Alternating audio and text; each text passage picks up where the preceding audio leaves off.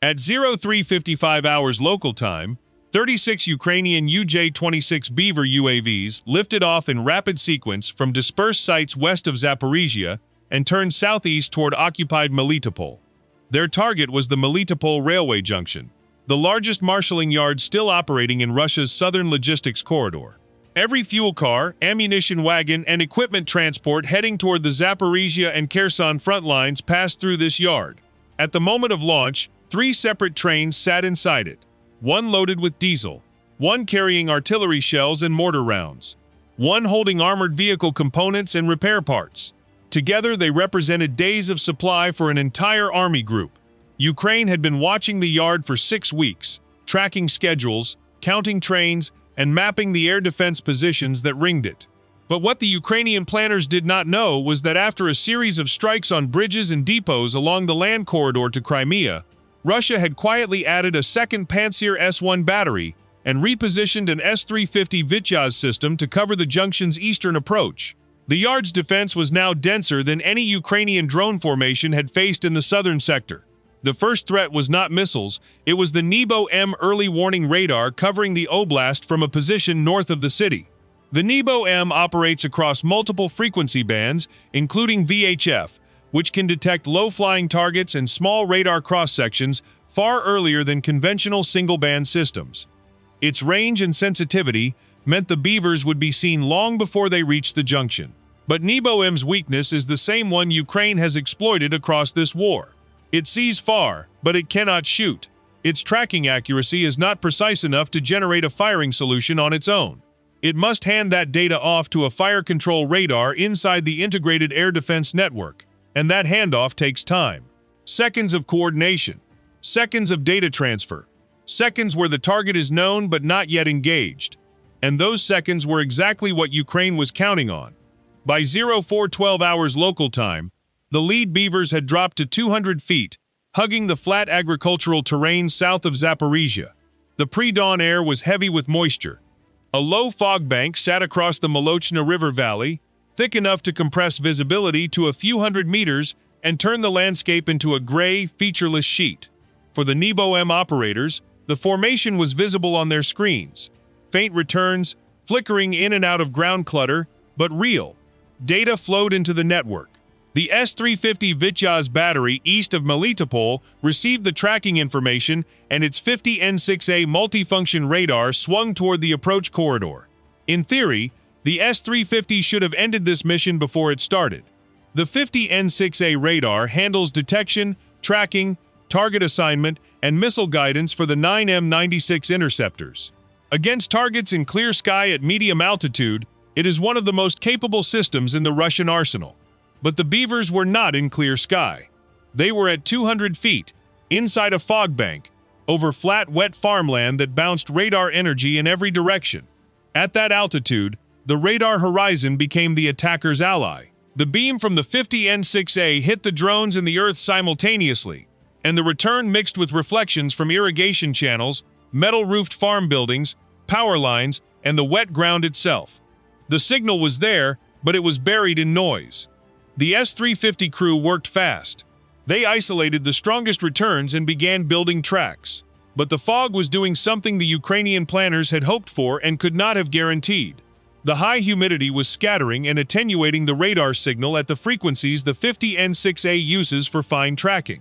The target traces on the screen jumped, faded, reappeared a few hundred meters from where they had been. 1 second a return showed 400 feet altitude. The next it dropped to ground level. In reality, the Beavers were flying steady and low. The fog was lying to the radar. The battery commander made the call to fire anyway. 2 9M96 interceptors left their tubes and climbed into the gray sky, accelerating to Mach 4. Their onboard seekers activated in the terminal phase, searching for the targets the ground radar had designated. The first missile found a solid return and detonated its proximity warhead. One Beaver disappeared from the formation in a flash that lit the fog from inside. The second missile chased a return that flickered between 2 positions, overshot, and detonated in empty air above a flooded field. 1 hit, 1 miss, 2 missiles spent. 35 Beavers kept flying. The S-350 launched again. 4 more 9M96s climbed in pairs, 2 found targets and killed them. 2 were pulled off course by ground reflections that the fog had amplified into false tracks, detonating against returns that existed on the screen but not in the sky. By 04:18 hours, the battery had spent 6 interceptors and killed 3 beavers. 33 remained, and they were now inside 15 miles of the junction, closing into the range where the time from detection to impact was measured in minutes, not the comfortable distances the S-350 was designed for. The battery commander reported to the command post that the formation was still inbound and that his interceptor count was dropping faster than the target count. Behind the S-350 layer, the 2 Pantsir S-1 batteries covering the junction itself prepared to engage. At 04:21 hours, the Pol-21 electronic warfare system activated across the approach corridor. Its transmitters, positioned on masts around the city, began broadcasting false GPS signals designed to walk the Beaver's navigation off course. The effect was immediate. 3 drones on the formation's western edge began drifting south, their GPS receivers accepting the spoofed position data and correcting toward a location that did not exist. They drifted over open steppe, flew past their fuel margin, and went down one by one in empty fields without hitting anything. But the core of the formation had already switched modes the instant the GPS data stopped making sense. The Beaver's onboard computers compared the satellite fix against their inertial navigation units and found the discrepancy within seconds. They threw the GPS fix out and dropped lower, their optical sensors locking onto the one navigation feature the Pol-21 could not spoof, move, or erase.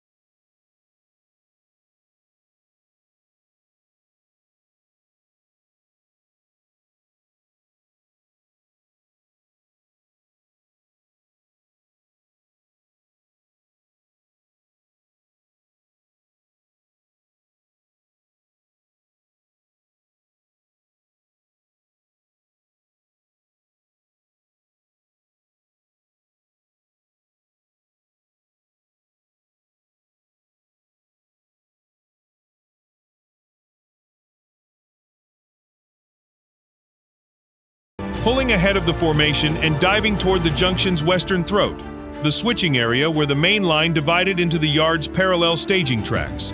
This was not the marshalling yard itself. It was the infrastructure that allowed trains to enter and leave it.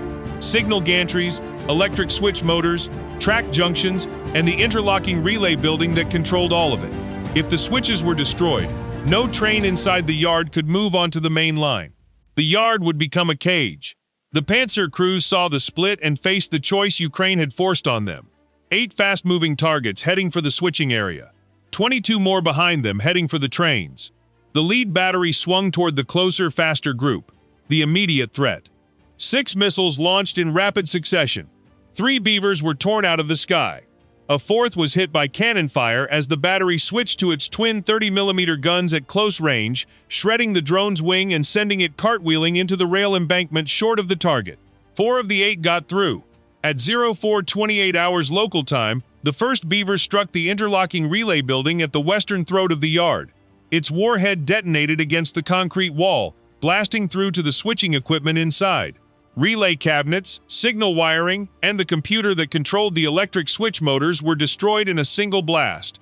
The second drone hit the nearest track switch itself, bending the rail junction and tearing the switch motor off its mount.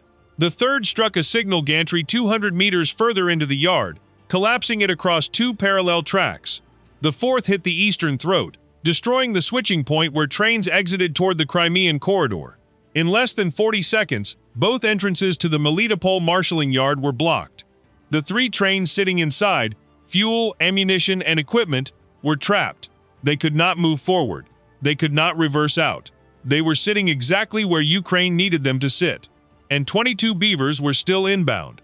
While the Pantsir batteries had been focused on the switching group, the main formation had continued closing. The lead battery, its rails now empty after the rapid engagement, entered its reload sequence. Those long, critical seconds while fresh missiles were hauled into position. The second battery, still partially loaded, shifted its fire toward the main group and launched its remaining interceptors.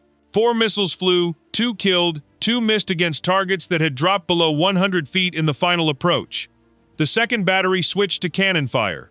The twin 30mm 2A38M guns poured bursts into the low sky, their tracer rounds cutting bright lines through the fog. 3 more Beavers were shredded by the dense fire. A fourth took fragments to its engine and spiraled into a field short of the yard.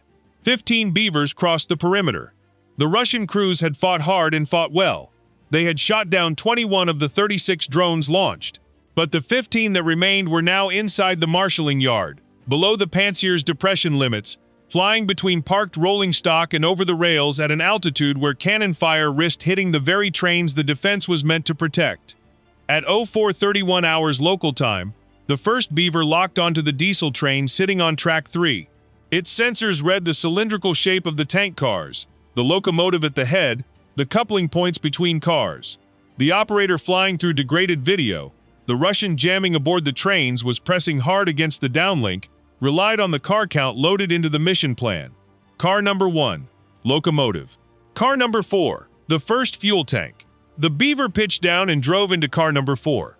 The shaped warhead punched through the thin steel wall and detonated inside. Diesel vapor ignited almost instantly. A sheet of orange flame blew out from both sides of the car, spilling burning fuel onto the ballast below. The fire found the coupling area with car number 5 and climbed. Within 30 seconds, 2 tank cars were burning. The second wave targeted the ammunition train on track 6. 3 Beavers came in at 15-second intervals, each assigned a different car. The first hit car number 3, which held crated 152mm artillery shells. The warhead ripped the car open and drove hot fragments into the storage area. Cook-offs began within a minute, the steady pop-pop-pop of propellant charges reaching ignition temperature one by one. The second Beaver struck car number 9, deeper in the train, where mortar rounds were stacked in wooden crates. The blast scattered the crates and started multiple ignition points simultaneously. The third Beaver dove through smoke, now pouring off the first hit, and slammed into car number 14 near the rear. This car held guided munitions in sealed containers. The detonation cracked the containers open, and the fire from car 9, spreading car by car along the train, reached the contents within minutes. The chain reaction accelerated. Small arms ammunition cooked off in sharp, rapid bursts. Artillery propellant charges detonated with deep, concussive thumps that shook the yard. Mortar rounds added their own rhythm. The ammunition train was tearing itself apart from inside, each car feeding the next, the fire moving faster than any crew could fight it. On track 8, the equipment train received its own strikes. 2 Beavers hit the flat cars carrying armored vehicle components, engines, transmissions, turret assemblies, spare track links. The warheads shattered the cargo and started fires in the packing materials and lubricants surrounding the heavy parts. The damage here was less spectacular than the fuel and ammunition trains, but no less significant. Each destroyed engine block was a tank or infantry fighting vehicle that would not return to the front line. By 04:41 hours local time, the Melitopol marshalling yard was burning across its full width. The fuel train on track 3 had 4 cars fully engulfed, with fire spreading toward the locomotive. The ammunition train on track 6 was in continuous detonation, secondary explosions throwing fragments hundreds of meters in every direction and forcing the Pantsir crews to take cover rather than attempt further engagements. The equipment train on track 8 smoldered under a low, heavy layer of black smoke. 36 Beavers launched, 21 shot down across 4 defensive layers, the S-350, the Pol 21's GPS denial, and both Pantsir batteries. 15 reached the yard. 2 phases. First the cage, then the strike inside it. The full tally: Both switching throats destroyed, locking the yard closed. Multiple fuel cars burning. An ammunition train in chain detonation that would continue for hours. An equipment train gutted. And the railway line itself, warped by heat and blocked by burning wreckage, unusable until heavy recovery equipment could be brought in. Equipment that would itself have to travel roads now exposed to the same kind of attack. But the deepest damage was not inside the yard. It was in what the yard represented. First, Russia lost its primary staging point for the southern front. Melitopol junction was where supply trains were sorted, split, and sent forward to units in the Zaporizhzhia and Kherson directions. With the yard locked and burning, those units would receive nothing by rail until the switching infrastructure was rebuilt, the wreckage cleared, and the track repaired. Days at minimum. Weeks more likely. Every hour of delay was an hour that artillery batteries sat with shrinking shell stocks and armored units ran lower on fuel. Second, the blocking maneuver changed the calculus for every other rail junction in occupied territory. Destroying a train is a tactical loss. Destroying the switching yard that feeds an entire sector, trapping multiple trains inside and burning them where they sit, is a systemic one. Russia would now have to defend not just the trains but the yards themselves, the switching points, the signal buildings, and the relay equipment, spreading its already strained air defense even thinner. Third, Ukraine demonstrated something more dangerous than a strike. It demonstrated a method. The two-phase approach, cage the yard, then kill what's inside, is repeatable against any junction on the network. Polohi, Tokmak, Dzhankoi, Simferopol. Every one of them has the same vulnerability.